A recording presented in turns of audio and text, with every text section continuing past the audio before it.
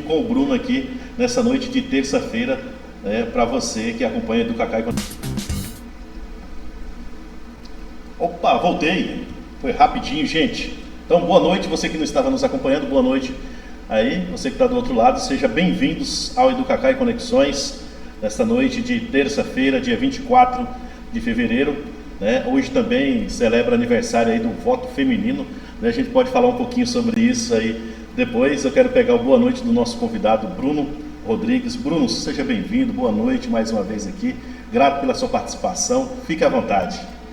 Boa noite, Cacá, boa noite a todos que nos acompanham.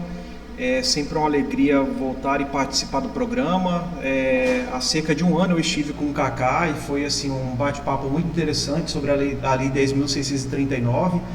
Então eu tenho uma boa expectativa que hoje a gente consiga aí fazer uma conversa sobre os assuntos que estão bombando sobre a América Latina, né? E sobre esse mundo maluco que a gente vive nesses tempos recentes, né? Tempos bastante complicados, né? E assim, como que você tá? Como que tá a vida? Você que, né, teve em Portugal fazendo doutorado, agora, né, recente voltando da Colômbia, como que é essa experiência, né, pela América do Sul, pela América Latina, aí vindo da Europa e depois aqui na América do Sul, como que foi esse momento? Foi um momento muito interessante, né, Cacá?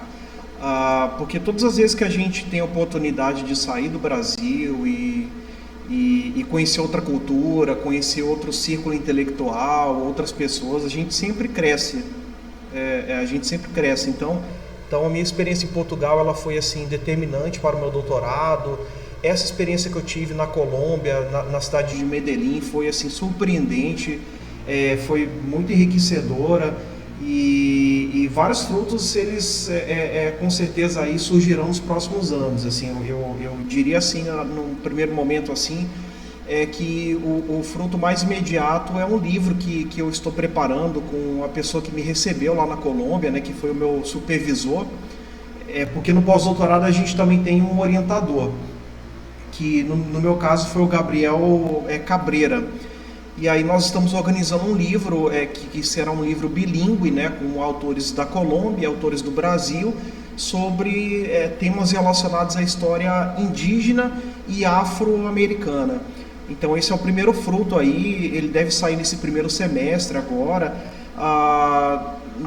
Em 2 semanas eu também vou começar uma disciplina no programa de pós-graduação em História da UFMT, que agora inclusive ele é um programa nota 5, né, um programa bem avaliado, um dos mais bem avaliados aqui do estado, e eu vou começar uma disciplina que ela também estará concentrada nessa área de pesquisa, que é a história afro-americana e indígena, e outros trabalhos que estão aí em curso, né, outros projetos. Então tudo isso é consequência aí desses trabalhos que vêm sendo, dessas experiências, né, que aconteceram aí nos últimos anos, em particular a experiência que eu tive na Colômbia. Então tô bem. O espanhol aí, agora já está um pouco mais enferrujado, né? mas eu estou bem, estou feliz, estou num momento assim bem assim feliz da minha carreira, né? Um momento de colheita, né? Porque tudo que a gente planta muito e talvez a gente colhe, né? Assim, no caso da universidade, né? Na vida tudo que você planta você colhe, né? Mas na universidade às vezes você planta um monte de coisa e você colhe bem menos do que você plantou. Mas eu sou eu sou da opinião que eu vivo um momento muito especial na minha carreira, né? Maravilha, que bom saber disso, né? Você está aqui conosco, aqui compartilhando esses momentos aqui, tá a galera já nos assistindo aí. Um abraço para todos que assistem aí. Gente, tá chegando o som, tá legal aí, tá tudo beleza, a imagem tá boa, né? Nós diminuímos um pouco a luz aqui para ficar menos estourada, que nós estamos organizando aqui devagarinho, a coisa vai ajustando, tá? Bruno, e esses estudos todos seus aí sobre a América do Sul, e agora você era mais, né, Afro, Brasil, e agora mais América, né, indígena, essa coisa da Ameríndia aí. Como que isso tem contribuído para a formação histórica, né? O seu olhar sobre a história de modo geral? Como que você falou que já tem preparado disciplinas, já cursos sobre isso? Como que tá o andamento de tudo isso? Assim, poderia detalhar um pouquinho mais essa parte mais intelectual aí desses estudos? É claro, bom, assim, o que eu faço desde o mestrado, né, depois doutorado e depois a fase como professor universitário, é investigar os sujeitos subalternizados da história da América Latina, especialmente os indígenas e os afro-americanos.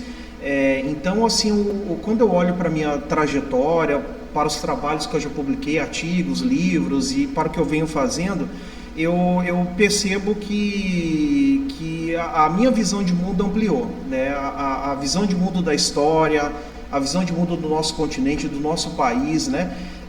Então, se a gente pega, por exemplo, aqui a história brasileira, né? E eu sou um dos autores, entre tantos, né? Assim, que se beneficiam com a chegada com muita força da África, né? Porque a gente sabia muito pouco sobre a África até o início do século XXI. Né? Então, assim, existiam algumas iniciativas isoladas no Rio de Janeiro, Minas Gerais, São Paulo, e essas iniciativas elas foram multiplicadas depois da Lei 10.639, surgiram concursos, pessoas passaram a escrever dissertações, teses, livros foram publicados. Então eu entendo que a minha pesquisa, quando ela caminhou para compreender um pouco mais sobre a África, é também compreender um pouco mais sobre o Brasil e as suas heranças, né, as suas estruturas mentais, simbólicas. Então isso contribui até na maneira de olhar os quilombos, né? Porque até algumas décadas atrás, o quilombo basicamente eram acampamentos de pessoas que fugiam da escravidão.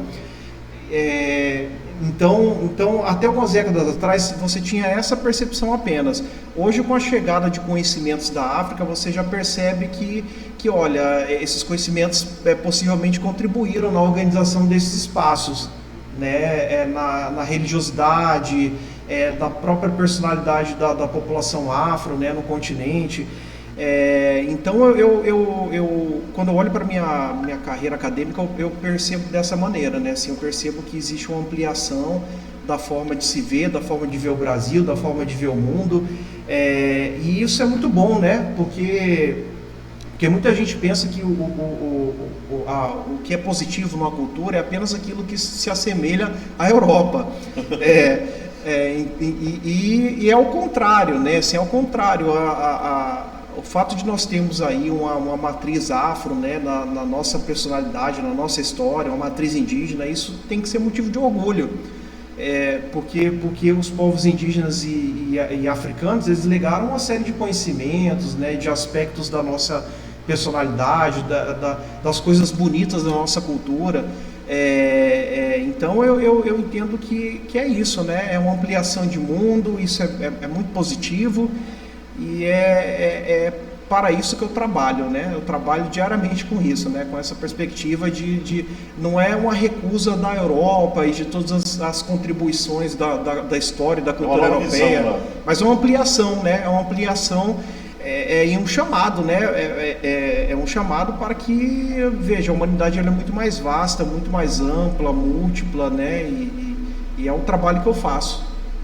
Cara, muito bom. Assim, para quem está nos assistindo, na verdade, nós íamos... o Bruno esteve falando aqui, né, em outro momento, falando sobre a consciência negra. E a gente ia falar sobre isso. O Bruno tem tanto conhecimento que não se resume somente a gente falar da consciência negra e tal, mas falar de outros assuntos, de outros aspectos, né, conforme, né, você está falando aí de América Latina, falar da história indígena, da história, né, africana, e não só daquele momento lá do mês de novembro, mas falar de outros momentos também, o quanto é importante, né, abordar esses assuntos também, o quanto que é importante mesmo a gente estar trazendo isso à luz né, das revelações mesmo, né? E aí, com esses estudos sobre as resistências, né, você falando principalmente sobre o África, que é tema dos seus estudos iniciais mais lá, sobre né, a resistência de africanos escravizados, de quilombos, conforme você já mencionou, né, sociedade de luta, né, como conceito de resistência pode nos ajudar a compreender as dinâmicas sociais e políticas da América Latina hoje, né, de modo geral, né, como que a gente pode compreender a partir dessa ideia de resistência, né, se fala muito dessa ideia de resistência, como que é possível compreender essa América Latina? Assim, é uma boa pergunta, né? Porque o que ocorre? O conceito de resistência é talvez um dos conceitos mais trabalhados no campo das ciências humanas. Então, se você pega os trabalhos que foram publicados sobre a população afro e indígena nos anos 60, 70, até os anos 80, eu diria que 90% desses trabalhos eles giram em torno desse conceito de resistência, né?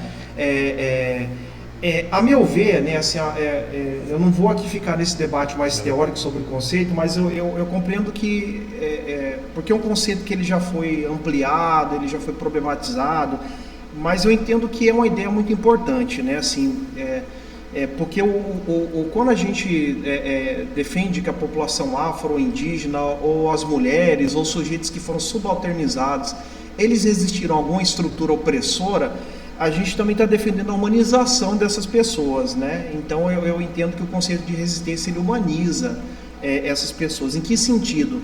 E aí eu penso no filósofo existencialista francês, né? O Albert Camus. O Albert Camus, no livro O Mito de Sísifo, ele vai dizer que o que diferencia o ser humano dos outros seres vivos é a revolta. É quando ele diz não, né? Eu digo não, logo eu existo. Ele pega aquela frase do Descartes, penso, logo existo.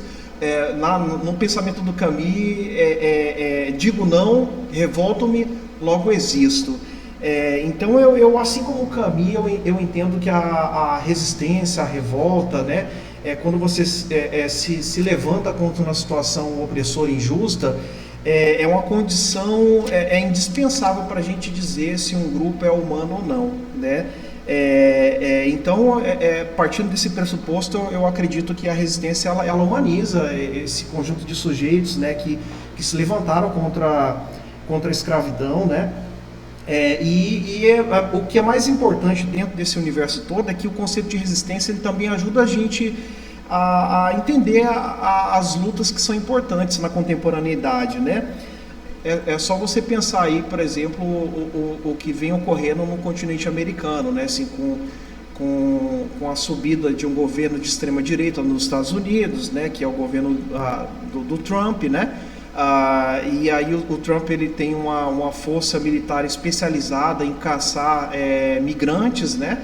Que é o ICE, né? Assim, alguns até comparam com aquele grupo nazista, mas isso aí já é um outro assunto, né? Mas você tem uma força especializada em caçar migrantes e pessoas assim que já foi comprovado, já foi noticiado, não sou eu que estou falando, mas já saiu no New York Times, em tantos veículos, né? Assim, pessoas que são legais, né? Nos Estados Unidos, têm emprego, tem as autorizações necessárias, né? E junto a esse conjunto de medidas você tem uma marginalização, né, da figura do latino-americano, né? Uma marginalização, uma endemonização da cultura latina, né? Veja, quando a gente, por exemplo, olha para a história do continente, dos afro-americanos, dos indígenas e vê tantos nãos que foram dados, né? A opressão colonial, né? A gente dá um norte para essas pessoas que somos nós, né? Nós somos latinos. Às vezes o brasileiro ele olha muito para a Europa, para os Estados Unidos. Eu já ouvi até brasileiro dizendo que não se sentia latino, né? O que precisaria ser estudado pela NASA, né? Estando no continente americano, tendo sido colonizado por Portugal, que é um país ibérico, né? Latino, né? Sim. Então precisaria estudar um pouco aí a cabeça de algumas pessoas que acham que o brasileiro não é latino, né? Mas veja só, né? Eu compreendo que quando a gente olha para a história e busca esses sujeitos, né, que resistiram, que se rebelaram com estruturas opressoras, e a gente volta os olhos para a contemporaneidade e vê a população latino-americana sendo massacrada, né, assim, pressionada por uma nação muito poderosa, que são os Estados Unidos, né, e não somente pelas políticas que têm sido encampadas aí pelo atual governo Trump, mas pela demonização do latino-americano, da sua cultura, dos seus traços, né?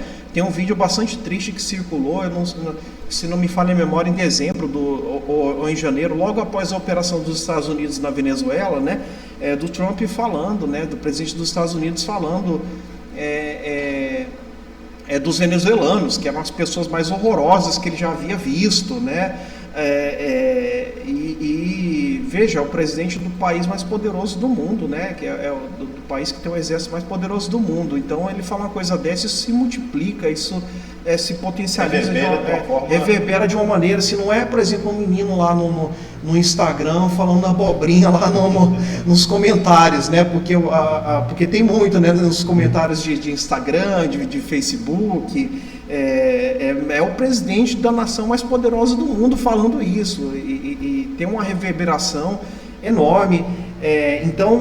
Então é por essa razão que eu entendo, por exemplo, que a performance que o Bad Bunny fez, né, recentemente, né, na final do Super Bowl, né, assim, foi uma performance muito importante, né, porque foi uma exaltação da cultura latino-americana, né, e de todas as coisas positivas que nós temos também. Nós temos muitos problemas, mas os problemas eles existem em todas as partes do mundo.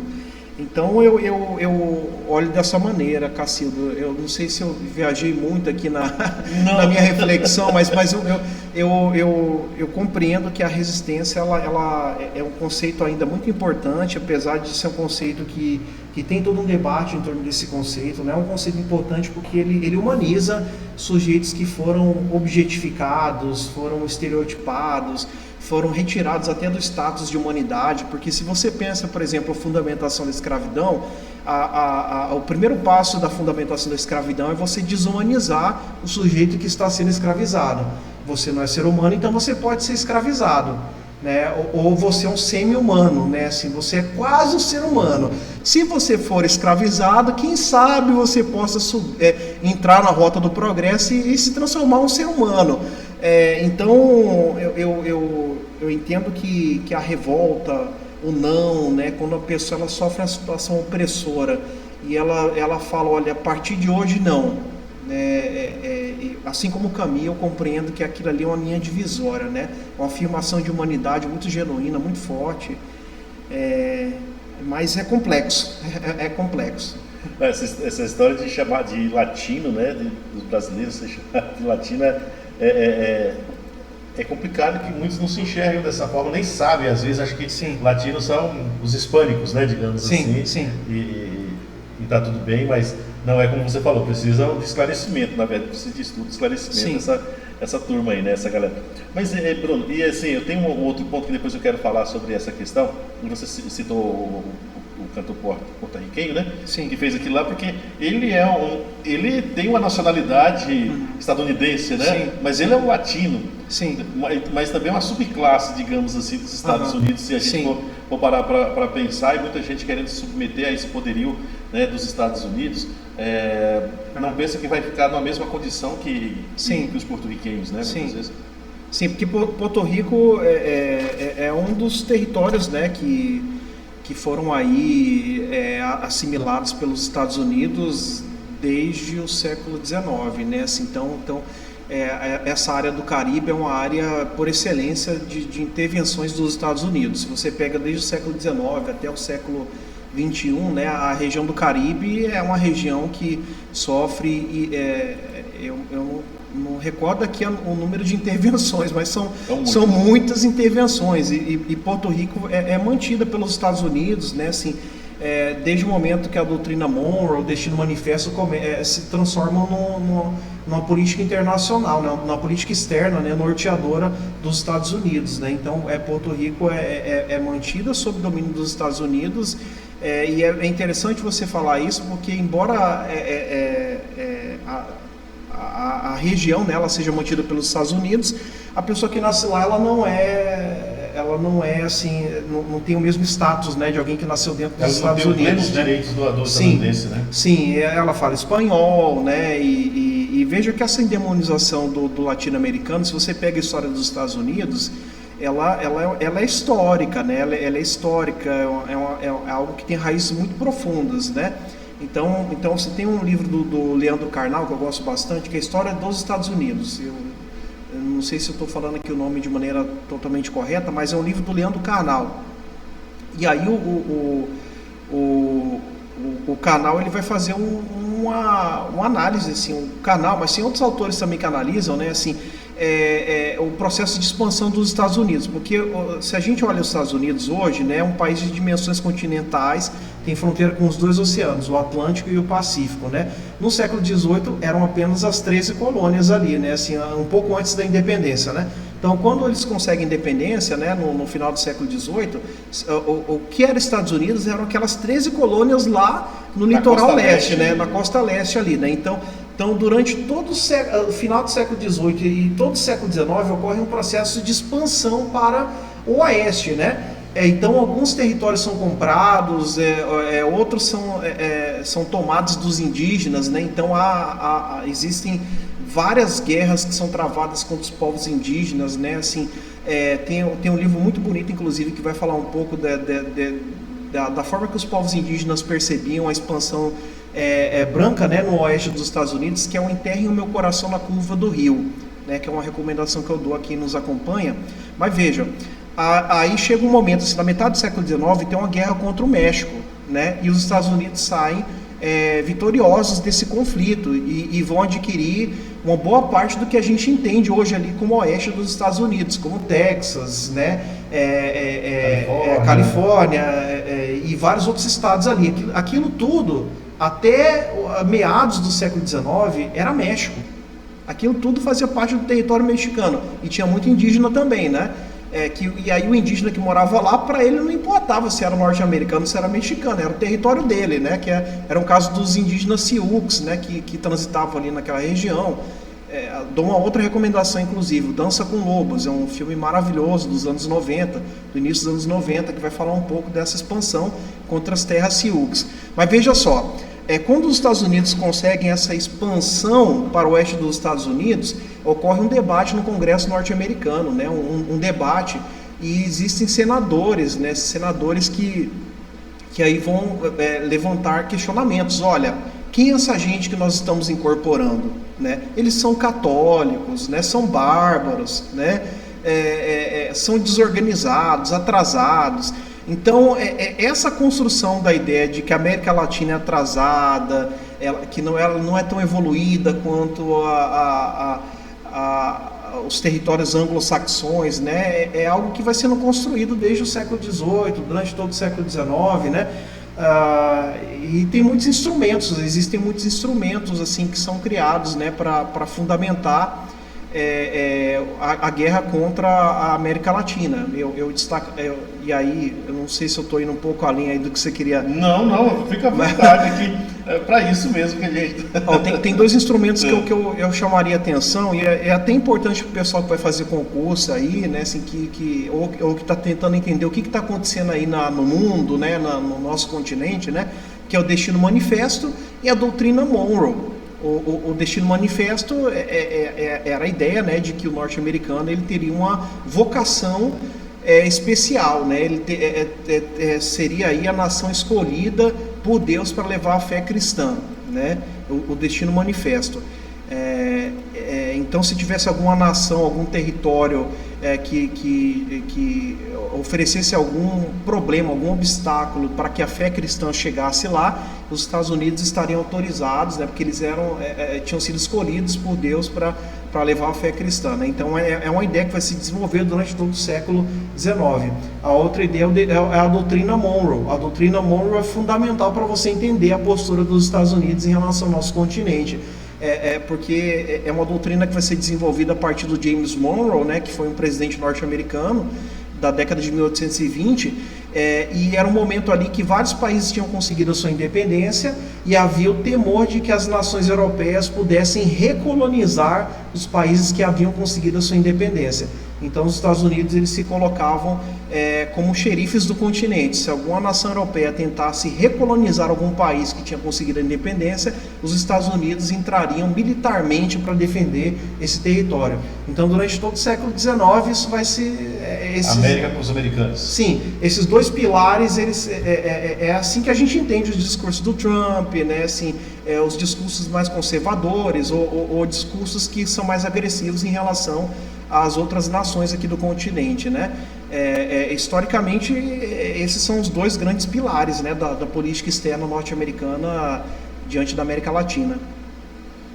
Olha aí, tá aí, gente, uma aula de história aí sobre os Estados Unidos. Quem perdeu a aula, né, depois vai acessar aqui.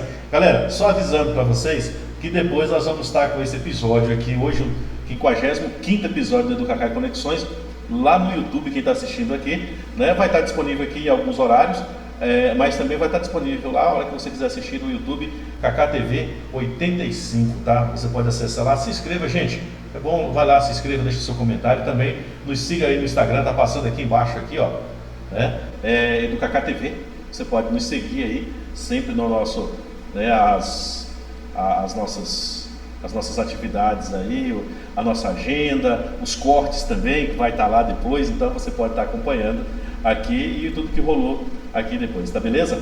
E aí, Bruno, mais uma questão, né, porque depois você fala toda essa questão da América Latina, a gente falando sobre resistência, né? Você acha que ainda há heranças coloniais que moldam o presente sul-americano, principalmente, nas desigualdades, nas fronteiras e nas relações de poder? Acho que voltando um pouquinho aí, que a gente estava falando, né? Se essa questão ainda, esse passado colonial ainda nos ronda de alguma forma? Sem dúvidas, e inclusive existe um conceito que eu entendo que é um conceito bem importante, que é o racismo estrutural.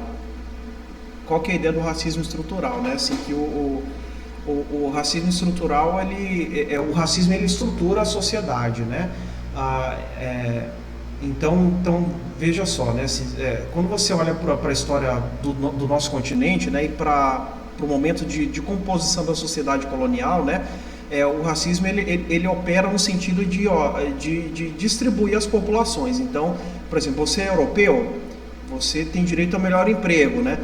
Você é negro ou indígena, você tem que ser servo ou escravizado. Essa distribuição, né, de trabalho, dos melhores postos, é uma distribuição que opera em lógicas racistas, né? Então assim, o que se passa é que o Brasil ele vai abolir a escravatura em 1888, é o último país do continente a abolir a escravidão. Entretanto, não existem políticas públicas eficientes para corrigir, né, essas distorções, esses desequilíbrios que são criados no período colonial. Então, a população negra, a população indígena, né, as mulheres e vários outros setores, eles permanecerão à margem da sociedade, né, serão marginalizados. É bastante assim, interessante quando a gente pensa o caso da população negra, porque, veja, né, a escravidão ela é formalmente abolida em 1888. A primeira lei no campo da educação, né, que determinou que era preciso se ensinar a história e cultura afro-brasileira e africana, ela vai ser somente promulgada em 2003, né, mais de 100 anos depois, né? Então, isso não foi por falta de reclamação, né, de movimento social, porque o movimento negro, desde os seus primórdios, reivindicava, né, que nas escolas brasileiras, primeiro que tivesse mais gente preta, né? Isso Sim. Vai demorar um pouco para acontecer, né? E depois com gente preta lá nas escolas brasileiras, que se ensinasse, né, assim, mais sobre a cultura africana para além dos estereótipos, né? Sobre os heróis da afro-brasileiros. E você percebe que o racismo estrutural ele opera de diferentes maneiras, inclusive no embranquecimento de intelectuais negros. Só a gente observar aí o que aconteceu com o Machado de Assis, né? O Machado de Assis, até 20 anos atrás, mais ou menos, né? 30, 20 anos atrás, ele era representado como se fosse um homem português. Sim. E nenhum problema se ele fosse um homem português, né? Um homem branco como um português, porque Portugal tem escritores maravilhosos, né? Fernando Pessoa, Camões e tantos outros, né? Mas o Machado de Assis era afro-brasileiro. Ninguém fala isso, né? Sim, era afro-brasileiro. E era representado como um homem branco. Veja, então, mas por que ele... o pulo do gato é você se perguntar, né? Por que ele era representado como um homem branco e não como um afro-brasileiro, que era o que de fato ele era, né? Porque existe essa estigmatização, né, das pessoas negras, né, no Brasil, né, que a meu ver isso está profundamente aí relacionado à lógica colonial, racista, né? É um debate bastante interessante, toda essa questão aí sobre racismo estrutural, né, e sobre a persistência na sociedade contemporânea, né? E você falando de racismo estrutural, Bruno, eu vou recordar do último papo nosso aqui, né? Nós estávamos falando, você falou de um termo bastante interessante, que foi o racismo ambiental, né? E depois muita gente foi questionar o que era o racismo ambiental. Teve gente que foi pesquisar, foi procurar sobre o que era o racismo ambiental. Foi uma coisa igual a gente está falando sobre essa questão e explicando, né, sobre o racismo estrutural, que é uma expressão mais utilizada, um conceito mais, já mais debatido, mais claro, né, do que o racismo ambiental. Então, né, para a galera aí estar ciente dessas questões, né? E aí você falando, colocando aí a parte da literatura, como que foi enxergada durante tempo, né? Também como foi vista durante muito tempo essa questão. Sim. E claro, partindo aqui para o nosso próximo tópico aqui, né, falando de América, cadê?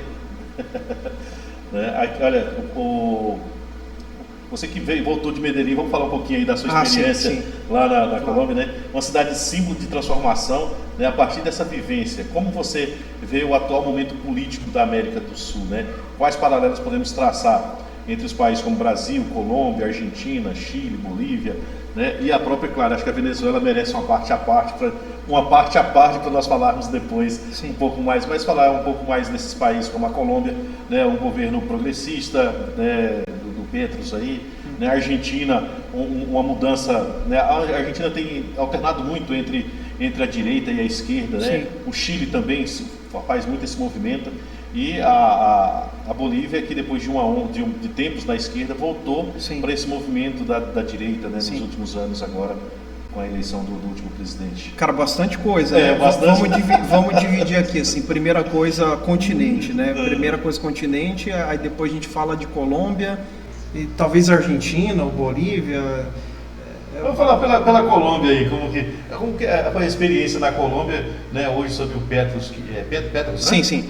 Assim, a Colômbia, ela pela primeira vez em sua história, ela tem um presidente de esquerda, né? O Petro, ele teve uma atuação guerrilheira, né, algumas décadas atrás. Então o Petro, ele tem a base política que dá sustentação ao seu governo, é uma base política da esquerda, né? Apoiado por muitos movimentos sociais. E nessa temporada que eu fiquei na Colômbia, o que me chamou a atenção foi a intensa mobilização da sociedade, né? Intensa mobilização. Então você tem setores conservadores muito bem estruturados na Colômbia, né, e são bastante radicalizados, né, que a Colômbia tem esse passado mais radicalizado com guerrilhas, paramilitares, né, esse histórico mais de violência mais explícita, né, mas você tem um governo que é extremamente plebiscitário. Então, assim, no momento que eu estive na Colômbia, eu ficava transitando entre Medellín e Bogotá. E aí, assim, Medellín é uma cidade um pouco mais conservadora, Bogotá já tem uma inclinação mais à esquerda, né? Assim, tem uma base política mais forte, né? Nas vezes que eu estive em Bogotá, eu peguei, assim, protestos gigantescos, assim, que eu acho que deveriam aí dar algum ensinamento, né, para o continente, né? Porque, veja, o Petro, ele apresentou um desses protestos, né? Assim, era um protesto que girava em torno de uma reforma trabalhista, né? Então, o governo Petro apresentou uma proposta de reforma trabalhista, né? De aumento salarial, e a direita que domina o poder legislativo, ela não queria votar. E aí, com muita insistência, o projeto entrou em pauta, né? E aí, no dia da votação, né, se o Petro ficasse ali naquela articulação mais parlamentar, ele seria derrotado de forma acachapante. Ele convocou a população para acompanhar a votação na frente do Congresso e colocaram um telão enorme, né? Então, quando cada deputado falava ali, era aquela pressão tremenda, né? Então, veja, assim, né? Uma participação popular assim, mesmo. uma participação muito forte de indígenas, camponeses, assim. Eu nunca procurei essa quantidade em números, né, assim, mas esse protesto aí, pelo menos umas 500 mil pessoas estavam presentes. E eu vi protestos do mesmo tamanho, assim, umas 3, 4 vezes, nos 7 meses que eu fiquei na Colômbia. Assim, umas 3, 4 vezes, protestos enormes, assim, né? Então a Colômbia ela vive um momento de muita efervescência, porque ela tem pela primeira vez na história um presidente, né, de esquerda, que está disposto a colocar em pauta as reformas mais progressistas, como a reforma trabalhista, tributária, previdenciária, e eu percebo que a estratégia que o governo Petro tem adotado é essa estratégia de chamar o povo para a rua, né? E a comunicação é muito boa, coisa que eu acho que a esquerda ela tem muito problema aqui no Brasil, né? Em relação à comunicação. Né? Sim, não consegue se comunicar. E se você analisa, por exemplo, o movimento nas redes sociais, ele é dominado absolutamente pela direita, né? Com algumas bolhas ali da esquerda, né? Então eu percebo que a esquerda colombiana ela consegue se comunicar melhor, né? Com a sociedade, né? Então esse é um ponto. Aí, assim, uma outra coisa que eu percebo, né? Assim, o Brasil e a Colômbia eles estão num momento muito parecido, porque tem governos progressistas e estão em época de disputa eleitoral, né? Esse ano tem uma disputa eleitoral na Colômbia, o favorito inclusive é um indicado pelo Petro, e no Brasil nós também temos uma disputa eleitoral esse ano, né? Então é um momento, e ao mesmo tempo você tem os Estados Unidos que pressionam os dois países, né? Pressionou o Brasil através das tarifas, e na Colômbia eu até entendo que a pressão foi um pouco mais forte, né? Porque além das tarifas houve a ameaça de captura do presidente colombiano. De intervenção mesmo. O que seria terrível, porque, por exemplo, diferente da Colômbia, que você pode até falar que tem problemas, né, em relação à democracia, né? Porque de fato o Maduro ele teve toda uma atuação no judiciário que compromete muito a legitimidade do seu governo, né? Na Colômbia você tem uma democracia, né? Você tem um presidente que foi eleito pelo povo, que tem um povo mobilizado, né? Então seria, com perdão da palavra, uma desgraça completa, uma intervenção semelhante ao que aconteceu na Venezuela, na Colômbia, né? E sem contar que o país ele tem guerrilhas, né? Assim, então que estão em fase de negociação com o governo, né? Tem paramilitares no interior, então o país ele seria lançado ali num caos completo, né? Que eu acredito que levaria aí décadas para você resolver todos os problemas, né, de uma eventual intervenção. Então, aí assim, Cacildo, né, sobre a cidade que eu residi, aí eu acho que vale a pena fazer um comentário sobre essa cidade, porque é uma cidade muito interessante, que é Medellín, né? Medellín ela fica na região da Antioquia, né? Fica bem no centro ali da Colômbia, e é uma cidade que até início dos anos 90 era muito conhecida pelo narcotráfico. Era considerada a cidade mais perigosa do mundo. E aí os cartéis eles foram desmantelados, e houve um investimento muito forte em termos de política pública em Medellín, né? Ao ponto assim de você ter transformado comunidades em centros culturais, de você ter... Se compara muito ao Rio de Janeiro, né? Sim, se comparava muito ao Rio de Janeiro, né? Então existem muitos museus, universidades, a cidade ela foi toda arborizada, tem um sistema de transporte inteligente. Hoje, para você ver como é que, quando tem vontade política, você consegue mudar as coisas, né? Então, Medellín é uma cidade muito exemplar, é uma cidade que em 30 anos ela partiu de uma das cidades mais perigosas do mundo para a cidade modelo, né? Ainda existe desigualdade social? Existe, mas é uma cidade que é uma cidade boa de se morar. É uma cidade boa de se morar. As comunidades elas são atravessadas por teleféricos, né? Que são os metrocables que eles chamam, né? Assim, que de fato atendem a comunidade utiliza os teleféricos, não é só turista que utiliza o teleférico, mas não é só para passeio, sim, o trabalhador que mora numa comunidade longe e ele demoraria 2 horas para chegar no local de trabalho, ele entra no teleférico e para do outro lado da cidade, né? Metrô, assim, o sistema de transporte público é uma coisa bastante impressionante, porque ele integra metrô, teleférico, ônibus movido a energia solar, bicicletas, né? Assim, então e até assim táxi, né? Tem um sistema de Uber, semelhante ao Uber, mas é municipal, né? Então, tudo funciona, o sistema público tudo funciona e tudo integrado, é bastante assim impressionante, né? É uma cidade modelo. Né, aqui no Brasil, quando se fala de Medellín, o pessoal lembra mais do seriado, né, da Netflix, né, o Narcos, né? De fato aconteceu aquilo, mas se você visita a cidade hoje, é outra perspectiva de cidade, né? Outra perspectiva, uma cidade verde, uma cidade que tem um clima agradável, que funciona, né? Bem interessante mesmo. Que bacana ouvir isso, né? Você falar sobre essa questão de Medellín, questão toda aí, e falar da Colômbia, né? Porque muitas pessoas têm a ideia muito errada, né? Muito equivocada, e você falar sobre isso é bom a gente recordar, porque a Colômbia, na primeira vez na sua história, tendo um governo de esquerda, e o narcotráfico sobreviveu anos na Colômbia, né? E hoje o Trump quer combater a ideia de combater o narcotráfico e tal. Sim. E enquanto os Estados Unidos fez o quê? Né? Claro que houve intervenções ali dos Estados Unidos na questão, né, dos cartéis e tal, mas que não é um problema da esquerda, é um problema, né, que vem ao longo dos anos na Colômbia, né? Sim. Então, não sei se tem algum comentário sobre essa situação, alguma análise sobre isso. A minha análise do narcotráfico no continente americano eu compreendo que o narcotráfico ele não pode ser combatido se você não combate também quem compra a droga, né? Então você, por exemplo, vai atacar o fornecedor, mas você não ataca quem está demandando, né? Então, assim, para onde essa droga é vendida? Então é preciso que as ações elas sejam articuladas, né?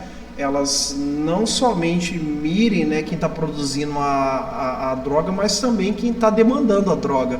E aí quando a gente observa as atuais, a guerra contra as drogas, geralmente ela vai lá no efeito, né? Ela não vai na causa. E isso faz com que se questione, né, a inteligência da guerra contra a droga, né, e a legitimidade, a eficácia. No caso da América Latina, eu chamaria atenção para isso. E aí tem um outro ponto importante. Muitos produtores também são estrangeiros, né? Tem muito capital estrangeiro que está financiando a produção, né?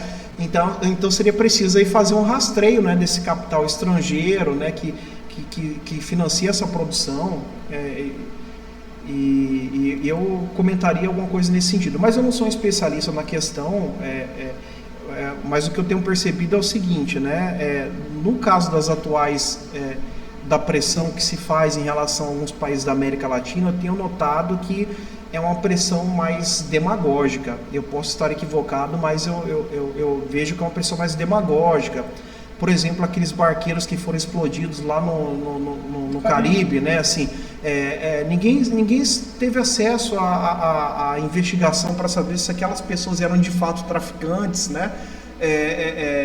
Inclusive, eu até vi assim, o governo colombiano divulgando que eram pescadores, né? A esposa de um pescador estava se perguntando, olha, para onde que foi meu marido? Meu marido não voltou, há 2 dias ele sumiu, ele foi pescar e não voltou mais, né? Então, eu ainda estou aguardando, né, assim, a divulgação de algum documento, né, que explique, né, explique o que foram essas ações, né, o que embasou essas ações, mas eu percebo que é mais uma estratégia, não uma estratégia de pressão política, né? E algumas coisas, infelizmente, a gente só vai ter alguma noção em algumas décadas, né? E demagógica, muito como você falou, usa essa palavra. E a gente falando desses panoramas políticos aí, a gente falou muito da Colômbia, né? Mas assim, fazendo um paralelo, nós vivemos aí, você falou da Colômbia, e a gente falou das alternâncias, né? Aí principalmente, né, pegar o Chile e a Argentina, né, e a Bolívia, mas o Chile e a Argentina, que são, né, talvez economicamente, né, tem uma importância maior na América do Sul. Claro, a Argentina hoje é aliada de primeira hora aqui dos Estados Unidos, né? Enquanto o Chile tem uma outra perspectiva de mais independência, mesmo indo para a direita, tem mais uma ideia muito mais diferente do que a Argentina, né? Qual a sua análise em relação a esses dois países, né, falando hoje de América do Sul? O Chile ele acabou de passar por um outro giro, né, um giro político, porque o Chile vivenciou uma ditadura bastante violenta, sangrenta, né, com o governo Pinochet. Essa ditadura ela foi recusada no final dos anos 80 pela população, num plebiscito, né, mas e aí você na sequência teve um conjunto de governos mais de centro ou neoliberais, né, assim, e aí nos anos 2000 ocorreram vários movimentos sociais, né, assim, sobretudo estudantis que questionavam, né, a estrutura do sistema universitário, previdenciário, e aí surgiu a figura do Gabriel Boric, né, que era o presidente do Chile e era um quadro político que tinha se originado dessas mobilizações sociais, né, assim, jovem, né? Jovem, talvez o presidente mais jovem da história da América Latina, assumiu a presidência do Chile, que é um país muito importante no continente, né, economicamente falando, com 30 e alguma coisa, né, assim, foi, 34, 35 anos. Sim, foi muito jovem. E foi um governo que teve um conjunto de dificuldades, né, porque a sociedade chilena ela é dividida, né, e é um governo que se elegeu com uma pauta de esquerda, né? E teve dificuldades de fazer coalizão, né? de fazer diálogo, de fazer acordos, manteve um conjunto de políticas de governos anteriores, né? Assim, e agora o resultado é que você acabou fortalecendo a extrema-direita e nessa onda de governantes de extrema-direita se elegeu o Kast, né? O Kast, que é um sujeito, né, assim, é o Milei, é o Bolsonaro do Chile, né, ele ganhou a última eleição, né, eu não sei se ele vai ser tão ruim quanto o Milei, né, me parece que é um cara mais comedido, né, assim, mas ele tem assim, uma orientação bastante assim, clara em relação a migrantes, né, assim, então ele se alinha com todo esse conjunto de governos, né, assim, então o Chile ele tem essa situação, é um país dividido desde os anos 70, né, desde o golpe de Estado que aconteceu com Salvador Allende em 73, né, no 11 de setembro de 73. Na história da América Latina, você tem um outro 11 de setembro, né, que é bastante lembrado, que foi a data que o presidente que era legitimamente eleito foi derrubado, né, em um golpe de Estado. Aí no caso da Argentina, você tem essa disputa de peronistas e da direita, e nos últimos anos surgiu, né, a novidade foi a extrema-direita, né, que é o Milei, né. Então, assim, desde o final da ditadura na Argentina, você tinha duas forças políticas que disputavam o poder, que eram os peronistas e uma direita mais, digamos assim, mais civilizada, né.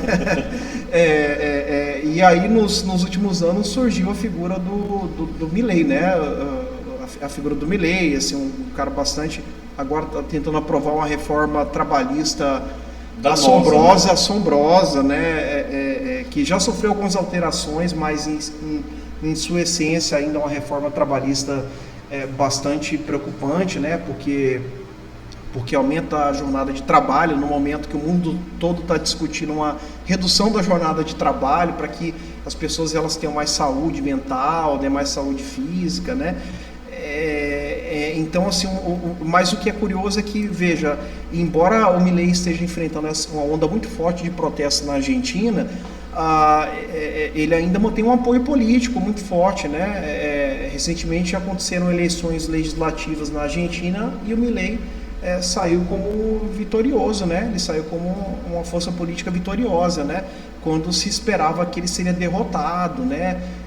Porque embora alguns setores da mídia no Brasil, né, tenham divulgado os aspectos positivos da recuperação econômica da Argentina, né, assim, no que tange aí a questão social é uma calamidade, né, é o que eu tenho visto, né. Então é interessante, né, porque o Milei, como você diz, é um aliado de primeira hora do governo Trump, né, e é o principal parceiro comercial do Brasil no continente, né, então assim, é muito complexo, porque politicamente está alinhado aos Estados Unidos. A gente não sabe se o Partido Republicano vai conseguir eleger algum republicano depois que o Trump encerrar o mandato dele. Eu acredito que o Trump não tem idade para eu acho que ele não pode, né? Não pode também. A Constituição, a não ser permite. que exista alguma mudança improvável, mas não... Ele já teve um primeiro mandato, está no segundo, né? Então a gente não sabe se o próximo presidente dos Estados Unidos será um republicano, né? Fala que o vice vai sair, né? O vice dele. O Vance, né? O Vance, né? Que esse é pior do que o Trump. Sim.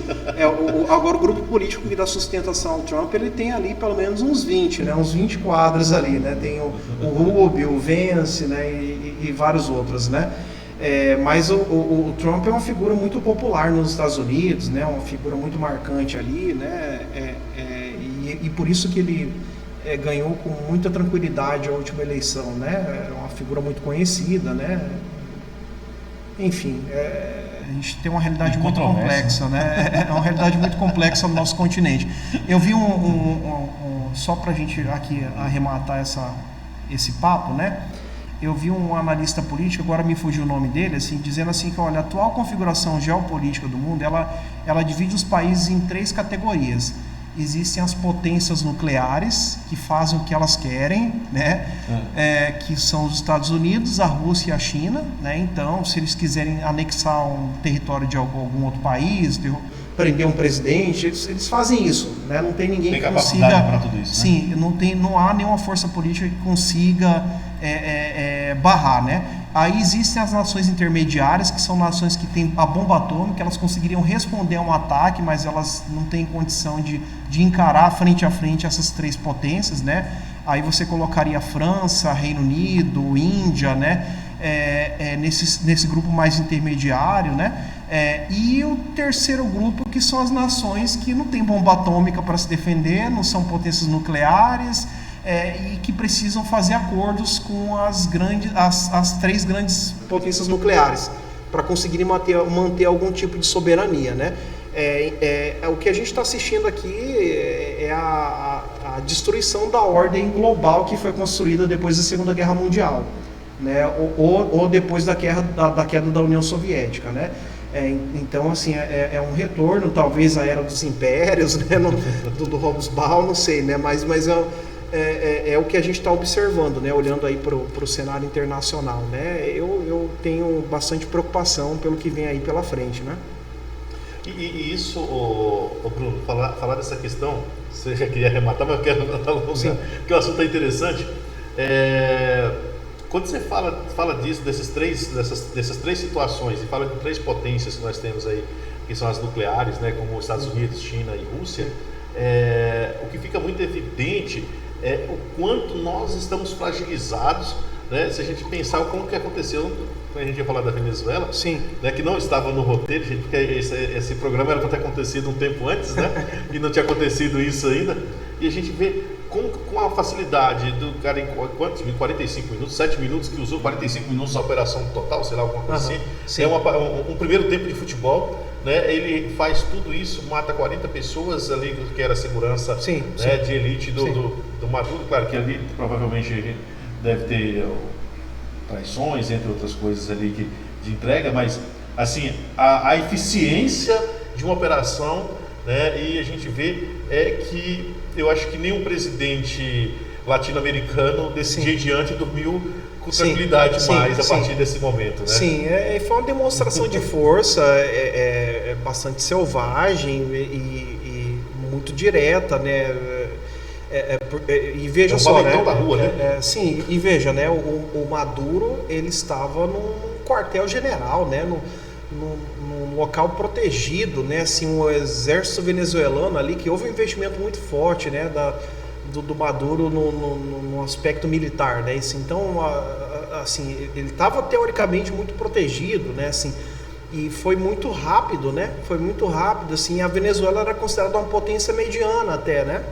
Não chegava a ser uma potência como o Irã, mas uma potência mediana, né? Assim, que tinha alguma condição, que poderia né? dar algum tipo de dificuldade, né? Assim, mas houve, assim, zero resistência, né? Sim, para todo mundo foi surpreendente, né? Assim, para todo mundo foi surpreendente como ele foi capturado. Há quem diga que ele foi entregue pelo alto escalão militar do governo venezuelano, né? Que haviam negociações secretas E são especulações que surgiram aí, né? Porque foi muito fácil, capturaram ele vivo, né? Que foi assim, né? Foi surpreendente, né? E agora vai morrer numa prisão nos Estados Unidos, né? Vai morrer numa prisão nos Estados Unidos, né? Muito difícil de sair dos Estados Unidos. Então é um reflexo disso, né? Essa configuração geopolítica mundial eu compreendo, e aqui eu posso estar equivocado, mas eu faço a leitura de que o aspecto nuclear ele voltou ao centro do debate, não tem nenhuma relação com ideologia, né? É comunismo contra capitalismo, não se trata disso, né? Se trata de impérios, de poderio militar, nuclear, né? Então é disso que se trata, né? No Brasil você tem uns malucos que falam, né, comunismo contra capitalismo, né, a China que é comunista e os Estados Unidos que seria o capitalista, e ao contrário, a China é muito capitalista, né, é um capitalismo inclusive bastante agressivo, né, que faz investimentos, que é a segunda maior economia do mundo, né, então assim, trazendo para o campo da realidade, né, o campo da, né, eu percebo que é isso daí, né? Assim, o aspecto nuclear ele volta ao centro da análise, né? Nós temos aí um momento dos grandes impérios, né? Assim, e você tem essas três potências nucleares e um conjunto de nações que tentam ali fazer negociação, né? Por exemplo, você tem os Estados Unidos que colocou a OTAN contra a parede, né, por conta da Groenlândia, né, e veja, todo um grupo de vários outros países e um país apenas, né, ali pressionando, né, para adquirir um outro território.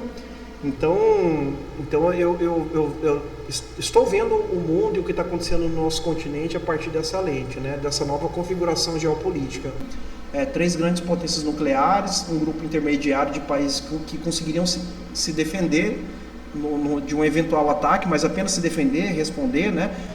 E um terceiro grupo, ao qual eu incluo o Brasil, que é um grupo que nesse momento não tem condições a não ser uma articulação política, né? Eu acho que o Brasil está fazendo certinho, né? Investir na diplomacia, né? Porque militarmente falando, nós não teríamos condições aí de fazer frente, né, a alguma incursão mais severa para garantir a nossa soberania. Até porque o nosso forte sempre foi a diplomacia, né? Sim, no Brasil, sim, nós temos aí uma tradição diplomática muito consolidada no Brasil, né, respeitado internacionalmente, né? Então, o Brasil fez parte da fundação da ONU, da criação de vários tratados importantes, então acho que esse é o nosso trunfo, né? Conversar com todo mundo, para garantir minimamente aí a nossa soberania, e nesse ano nós temos eleição, né? Então que pelo menos não haja algum tipo de intervenção na disputa eleitoral que vai acontecer aqui no Brasil, que é uma preocupação que eu sinceramente tenho.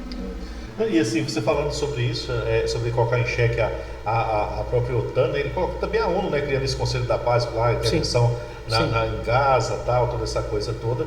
Também, mais uma vez, né, os organismos multilaterais, né, também colocaram todo em xeque nesse período, a gente com o Trump no poder e com o poderio como ele demonstra todo o tempo, né, tenta colocar em xeque a segurança do mundo, né, de certa forma. É um clube de amigos, né, mas assim, é curioso, é o Barco da Paz, é o Conselho da Paz, eu não lembro aqui Conselho da Paz, o nome que ele deu ao conselho, mas é um conselho das pessoas que estão causando muita confusão no mundo hoje, né? Então e veja, né, assim, a ONU, apesar de todos os problemas, é uma instituição multilateral, né? Tem a participação de mais de 290 países, né? Então foi uma solução que foi encontrada para o mundo pós Segunda Guerra Mundial, né? Assim, existia aquele trauma, olha, a gente não precisa, não podemos permitir que o mundo viva um genocídio igual aconteceu lá na Segunda Guerra Mundial, né? E aí a ONU ela vai ser criada com esse espírito, né? De o que a gente tem que fazer então para que não aconteça um genocídio igual aconteceu contra os judeus, né? E tanta matança, né? A ONU foi a resposta, né? Precisamos ouvir várias partes, né? um mundo civilizado, né? Sim, é um mundo civilizado, né? Sem dúvidas. E olha só aqui, Bruno, aproveitando, tem gente que tá nos assistindo aqui, tá vendo, tem a galera assistindo aqui. Pessoal, pode mandar sua mensagem no WhatsApp, que está passando aí na sua tela, que a gente vai colocando aqui o Sebastião. Alô, Sebastião, um abraço pro Sebastião. Tá aqui, ó. Estarei na área receptiva, tá aqui. Estou gostando do tema que a potência nuclear voltou à tona, né? Daqui dessa parte aqui. Sim. Um abraço pro Sebastião, que é instrutor lá do Senac também. Abração pra galera do Senac. E o Sebastião é historiador também. É historiador. É historiador, tá gostando do assunto aí. Um abraço pro Sebastião. Existem até projetos de lei agora que foram ressuscitados, né, que querem aí criar bomba atômica no Brasil, né, assim. É uma pena que nós estejamos discutindo isso, né, porque o Brasil ele tem também uma tradição diplomática, né, em relação à energia nuclear, né, assim, então a diplomacia brasileira defende a tecnologia nuclear para fins pacíficos, né. Sim. E agora é uma pena que nós estejamos discutindo isso, porque chegou no momento que a gente precisa discutir a nossa defesa, né? Do contrário, amanhã, no próximo ano, daqui 5 anos, 10 anos, alguma potência nuclear dentre essas três, ela pode não gostar de alguma coisa que acontecer aqui e capturar, né? Uma pessoa, um presidente da república, né? É um pouco preocupante, né? Eu acho que o que aconteceu ali na Venezuela, e aqui eu nem faço a defesa do Maduro. Eu entendo que existiam muitos problemas ali na Venezuela, né? Mas a minha preocupação são as portas que se abriram. As portas que se abriram, né? Após a captura do Maduro. Agora são muitas possibilidades, né? Sim, é um cenário de muita incerteza, né? De muita incerteza, um cenário muito nebuloso. E ele falou que tá gostando do assunto. E você falando sobre essa questão aí da nuclear, né? Porque o Brasil tem uma capacidade de enriquecimento para fins pacíficos, né? Para energia nuclear e tal. Sim. Né? E aí eu também vi assinou o Tratado de Não Proliferação de Armas, sim. E tudo mais. E agora encerrou também o tratado entre Estados Unidos e Rússia, né? Sobre a questão nuclear. Sim. É outro risco também, né? É outro risco. E ali você... É uma coisa bem interessante porque você analisa ali o conflito na Ucrânia, né? O Vladimir Putin, ele teria todas as condições de acabar com aquela guerra ali em uma semana, né? Pelo poderio que a Rússia tem, né? E ali ele ataca, ele faz um ataque massivo num dia, aí ele recua o exército, aí depois de um mês ele vai lá e faz outro ataque, né? O Vladimir Putin poderia ter capturado o Zelensky, como o Trump capturou o Maduro, né? Então, veja, o Zelensky ele, com todo o apoio da OTAN, né? Assim, recebeu armas, né? E ainda assim, né? Hoje eu vi que se completa agora 5 anos do conflito lá na Ucrânia, né? Assim, eu vi um balanço, assim, 20% do território da Ucrânia já é controlado pela Rússia. Mas se a Rússia quisesse controlar 100%, controlaria, né? Não controlou porque está querendo ali negociar, né? Talvez esteja pressionando para fazer alguma negociação, melhorar alguma situação. Então esse é o mundo que a gente vive, né? Um mundo bastante... É o retorno dos grandes impérios, né? O retorno dos grandes impérios, mas agora com elemento nuclear, né? Assim, com armas muito mais sofisticadas e com a capacidade para destruição da humanidade muito maior do que havia lá na Segunda Guerra Mundial, né? E claro, a informação, né? A internet, né? Todos esses meios aí. Sim. Mas interessante falar sobre isso, Bruno. E assim, nesse contexto, né? Qual o papel do conhecimento histórico, né? E da pesquisa universitária para pensar soluções para a América do Sul, né, de hoje e de amanhã, né, falando sobre todos esses eventos, né, pensar hoje soluções para a América do Sul principalmente, né, que é o nosso aqui mais próximo, mas a América Latina de modo geral, pensar nesse contexto, soluções históricas aí a partir de estudos, né, de pesquisas históricas e Sim. tudo mais. Eu entendo que assim, em termos qual que seria o papel da universidade, assim, eu penso na formação dos quadros, né? Eu sou um dos defensores de que aqueles que deveriam aí ocupar cargos de grande importância na sociedade precisariam ser pessoas preparadas, né? Ainda estou um pouco lá no Platão, né? O Platão lá mais de 2000 anos atrás ele já falava isso, né? Que uma cidade justa era uma cidade governada por magistrados, leia-se pessoas que tinham uma preparação, né? Então eu entendo que a universidade ela forma quadros, ela forma pessoas que refletem dados, né? Que estudam os processos históricos, os fluxos econômicos, né? E a universidade ela pode contribuir com soluções, né, mais diplomáticas, soluções mais racionais, né? Porque onde entra a força, se a força entra de um lado, a sabedoria, a razão pula pela janela, né? Então eu entendo que a universidade ela pode contribuir nesse sentido, né, de fornecer quadros para que soluções mais racionais elas sejam pactuadas, né, para que se fortaleça o multilateralismo. Eu acredito no multilateralismo, né, que pode ser um caminho, né, razoável, né.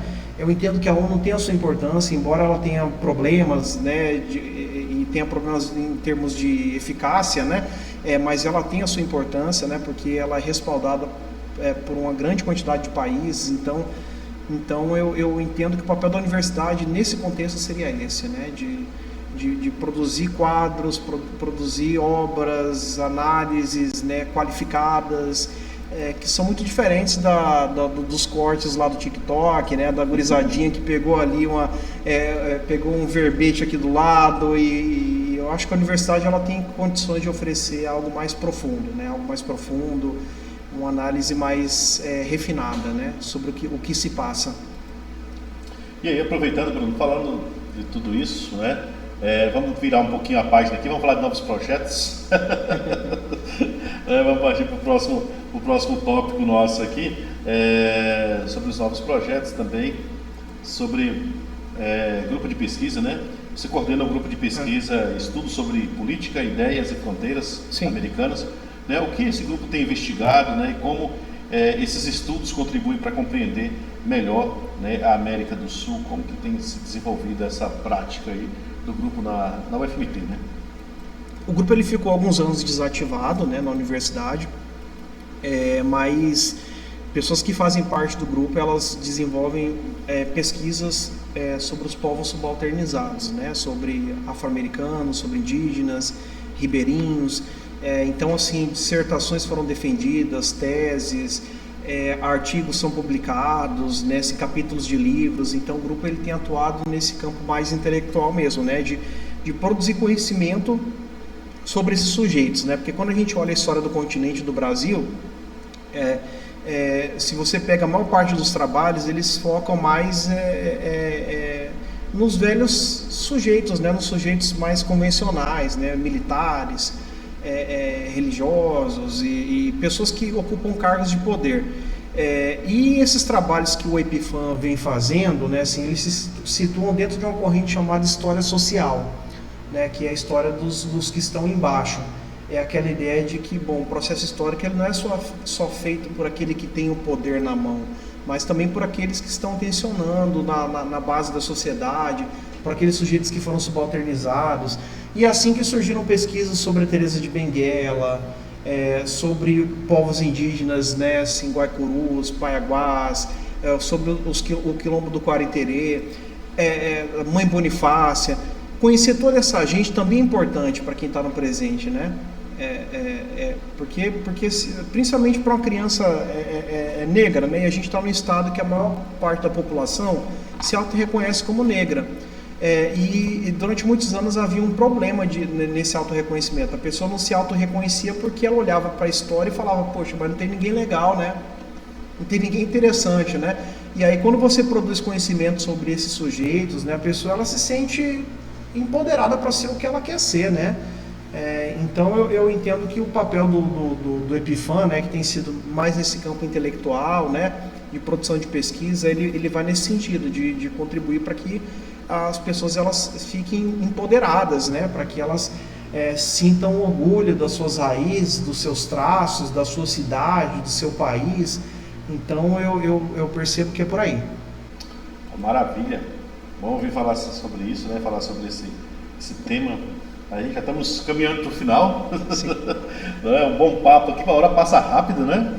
Bruno, hoje, né, 24 de fevereiro, nós estamos fazendo aniversário aí né, 1932 foi, né, permitido às mulheres a votar.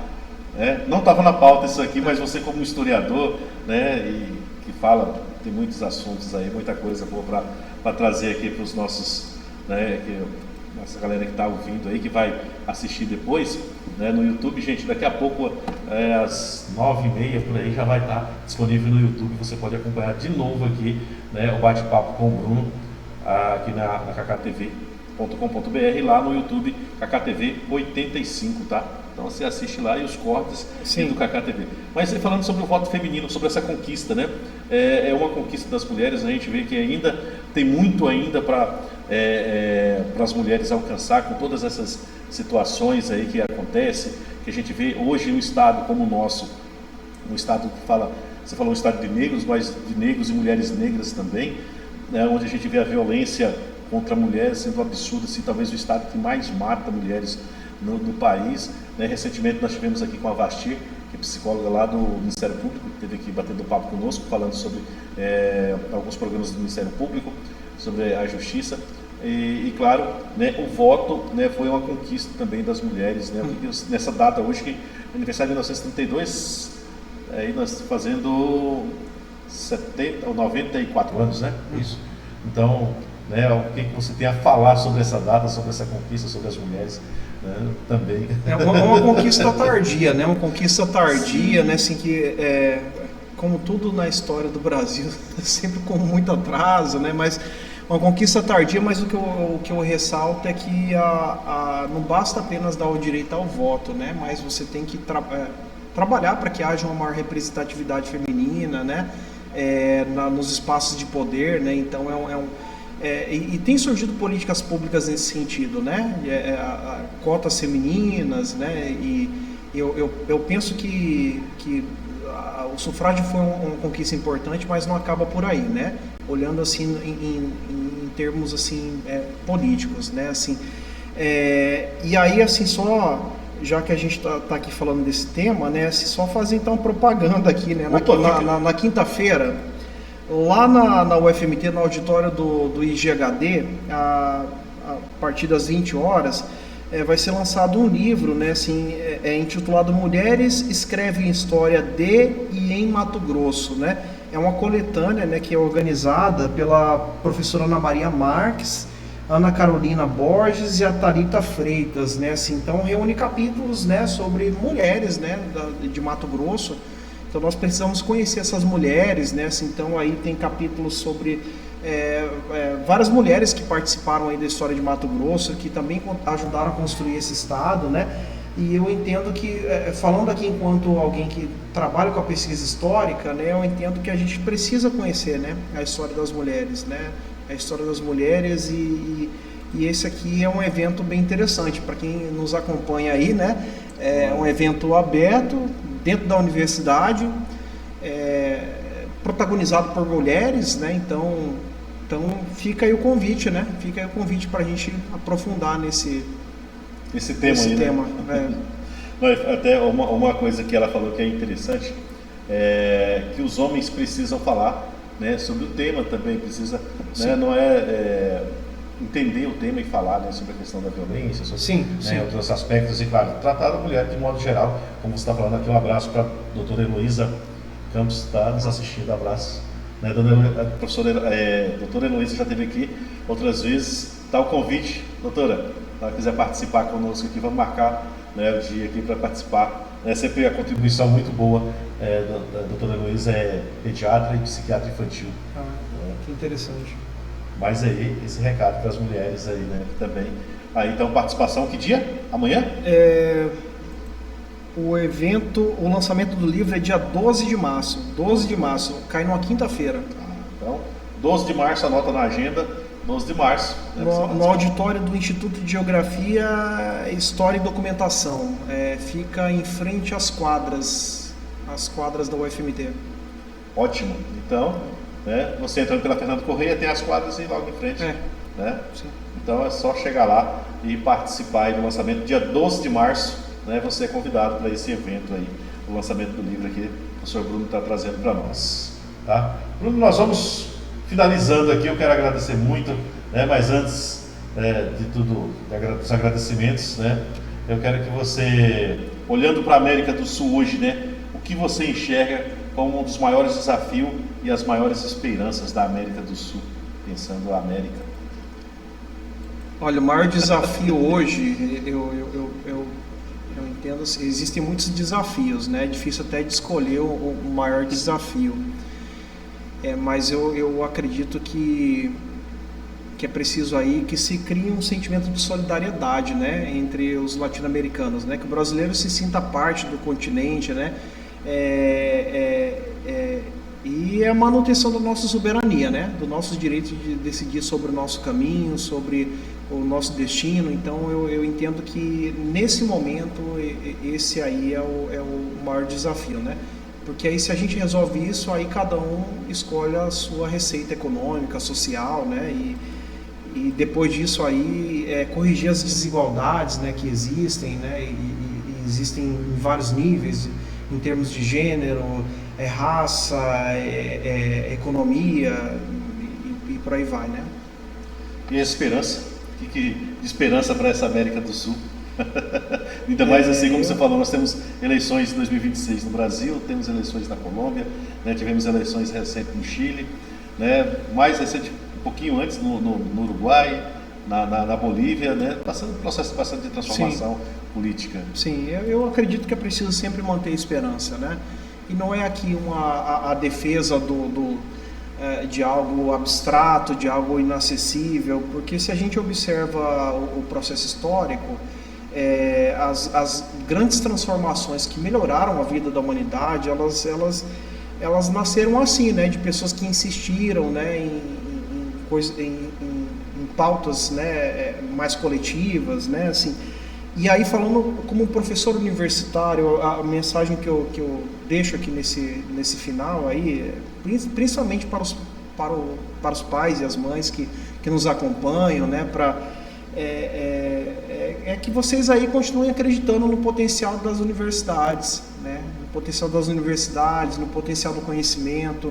Eu quero lembrar aqui que a doutora Tatiane Sampaio, né, que agora tem sido bastante valorizada, né, em vários lugares, né, assim, que foi a doutora que, através da proteína da polilaminina, né, ela tem aí contribuído para que pessoas que eram tetraplégicas elas recuperem seus movimentos, né. Assim, o trabalho da Tatiana Sampaio, ele nasceu dentro da universidade pública, né, né, e é uma pesquisadora que veio desse meio e eu entendo que é isso, né? Acreditem na universidade. Foi a universidade que ajudou aí a criar a vacina que depois, a vacina anti-Covid, né? Que salvou a vida de milhões de pessoas no Brasil, né? Foi a universidade pública aí, né? Assim, uma pesquisadora de universidade pública que desenvolveu uma pesquisa que agora pode trazer o primeiro Nobel de ciência, né, para o Brasil, né, mas não por isso aí é o menos importante, mas porque a pesquisa ela vai ajudar efetivamente as pessoas a uma melhor qualidade de vida, né, e tantas outras pesquisas que estão aí sendo desenvolvidas. Então acreditem na universidade, né, pressionem os seus deputados, os vereadores que vocês escolherem, né, para que eles valorizem as instituições de ensino, né, porque eu entendo que um país melhor ele passa por aí, ele passa por um país instruído pela educação, né? Pela educação, onde as pessoas elas têm acesso, né, à universidade. Maravilha, Bruno. Olha, eu só tenho a agradecer você, meu amigo, que veio, disponibilizou o seu tempo, né, de estar aqui. Teve aula o dia todo aí, tá, né, tirou mais um pedacinho da noite. O Bruno ainda vai pegar a estrada ainda, né, Bruno? Mas assim, as últimas mensagens aí você quer deixar para a galera, né, para a galera que está nos assistindo, que vai assistir depois, né, onde encontrar o Bruno, né, lá na universidade, né, quem quiser falar com ele pode deixar sua rede social, né, e se você quiser falar aí, para a gente fechar, fica à vontade. Cacildo, eu só agradeço aqui pelo convite. Eu sempre muito prazeroso conversar com você e voltarei tantas vezes quanto você me convidar, né? Assim, eu tenho a maior felicidade de falar sobre um pouco do trabalho que eu faço, né, na universidade, porque a gente precisa conversar com a sociedade, né, de maneira geral, né. As minhas redes sociais, elas são fechadas, né? Eu acabei fechando porque às vezes é preciso, né? Em época de disputa eleitoral, eu fiz algumas publicações sobre assuntos políticos e aí começaram a aparecer pessoas esquisitas, né? E aí eu decidi fechar as redes sociais. Então ali embora elas sejam redes consideráveis, são redes assim grandes, né? Mas eu fechei as redes, né? Mas tem um grupo de pesquisa, né? Tem a conta de Instagram do grupo de pesquisa ao qual eu faço parte. Lá a gente divulga os trabalhos acadêmicos, que é o @EpifanUFMT, tudo junto, @Epifan com N UFMT, @EpifanUFMT. E lá a gente tem publicado sobre os livros, bancas e todo o trabalho que a gente vem fazendo aí de produção de conhecimento, né? Eu convido a todos os colegas aí a acessarem o nosso perfil lá no Instagram, né? E é isso, né? Um prazer aí conversar com você, Cacildo, com o teu público, e a gente segue firme aqui na luta. Opa, eu que agradeço, Bruno, agradeço a você que nos acompanhou até agora, né? Muito obrigado por essa aula de história, né? História de vida também, né? Foi um prazer, como sempre, conversar com você. Aqui está sempre aberto, né, para a gente bater esse papo aqui, tem um espaço para isso, para a gente conversar, né, a gente quer mais debates, inclusive a gente quer, né, levar assuntos mais polêmicos, né, ter mais uma discussão mais engajada, né, para esclarecer mesmo as pessoas, né. Então, quero agradecer por essa conversa, né, tão necessária sobre o passado e o presente da América do Sul, da América Latina. E você que nos acompanha, continue ligado na KKTV, está aí 24 horas no ar, claro, tem os outros episódios lá no YouTube, KKTV 85, no EduKKTV, no Instagram tem os cortes, algumas informações. E claro, semana que vem nós estaremos com a Lorena Oliveira, dia 3, na terça-feira que vem. A Lorena Oliveira estará aqui conosco, batendo um papo legal aqui sobre terapia, entre outros assuntos mais aí. Depois nós teremos aqui o Rodrigo Gonçalo, idealizador do prêmio Teresa de Benguela, entre outros aí, né? Nós vamos bater um papo sobre cultura aqui, e depois nós vamos ter a Cati Cavalcante, e esqueci o nome da outra moça que vai estar com ela aqui também, falando sobre o setor imobiliário, né, sobre educação, que tem a ver com, né, investimentos e tudo mais, vai estar falando aqui conosco. Então, um pouquinho de cada coisa aqui no EduKK e Conexões, como diz o nome, EduKK e Conexões. Gente, aquele abraço, né, fique com Deus, nos vemos na terça-feira que vem. Acompanhe os cortes, se inscreva, não se esqueça, né, deixa o seu like, é de graça, não paga nada para deixar um like e para se inscrever no nosso canal. Valeu, aquele abraço e até a próxima.